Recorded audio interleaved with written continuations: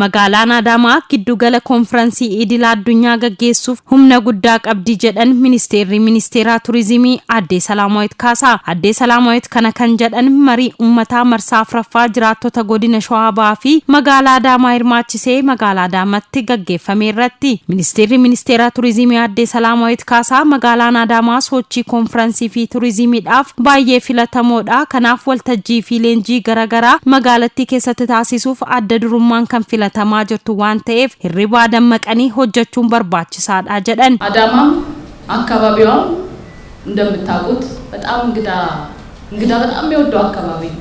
Magaalaan Adaamaa fi naannoo ishee turizimiidhaaf baay'ee filatamoodha. Kanaaf waltajjii fi leenjii garaagaraa magaalattii keessatti taasisuuf adda durummaan kan filatamaa jirtu waan ta'eef hirribaa dammaqanii hojjechuun gara sharafaatti jijjiiruun barbaachisaadha. ይሄ መተሳሰር ይሄ ግንኙነትን ፍጥነትን የመውደድ ባህል ደግሞ ወደ ገንዘብ ወደ ኢኮኖሚ መቀየር አለበት. Oomishtummaa magaalattii akka dabalu taasisuun gara industirii ceesisuun immoo magaalattii gara fuulduratti giddugala industirii akka taatu waan fayyaduuf xiyyeeffannoo guddaan kennamuu qaba hubachiisan. ምርት በተለያዩ ክላስተሮች እየጨመረ ቫራይቲው አይነቱን እየሰፋ እንዲሄድ እየተደረገ ነው. Oomishtummaa magaalattii akka dabalu taasisuun gara industirii ceesisuun immoo magaalattii gara fuulduraatti gara giddugala industirii akka taatu waan fayyaduuf xiyyeeffannoo guddaa kennuudhaan gara agiroo piroosesiitti jijjiiruun fayyadamummaa qonnaan bultootaa fi fayyadamtootaa guddisuun akka danda'amu asumaan kaasa. ተጠቃሚነት ከፍ ማድረግ እንደሚቻል በዚሁ ለማንሳት magaalattiitti giddugala dargaggoota baay'isuun burqaa kalaqoota garaagaraa taasisuunis ni danda'ama jedhan. በጣም ከፍተኛ የሆነ የወጣቶች ቁጥር አለ. Magaalattiitti lakkoofsi dargaggoota hedduudha.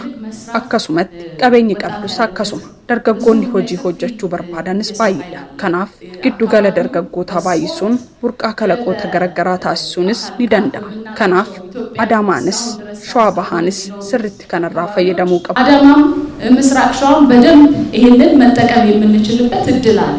Misooma koriidarii magaalattiitti hojjetame hawaasni gara maallaqaatti jijjiiruun dinagdee isaa humneessuu akka qabus dubbatan. ኮሪደር አካባቢ መንገድን ከማስዋብ ህንጻ ከማስዋብ በላይ ነው. Misoomni koriidarii hawwattummaa magaalattii dabaluu caalaa faayidaa guddaa qaba. Hundarra kan caalu hawaasni gara maallaqaatti jijjiiruun dinagdee isaanii humneessuun jijjiirama akka dhufu taasisa. ኢኮኖሚው ላይ የሚታይ ገቢው ላይ የሚታይ ለውጥ መምጣት አለበት. ያንን መመንዘር መጀመር አለበት. Magaalaan Adaamaa giddugala konferansii idil addunyaa gaggeessuuf humna guddaa qabdi. Kanaaf magaalattiin giddugala konvenshinii ijaaruun konferansiiwwan idil addunyaa qopheessuu akka dandeessu hubachiisan. በኢትዮጵያ ውስጥ ከሚጠቀሱ 1 2 3 ብለን ልንጠቅሳቸው ከምንችላቸው ከተሞች መካከል Itoophiyaa keessatti magaalota tokko lama sadi jennee ibsuu dandeenyu tokko magaalaa Adaamaadha.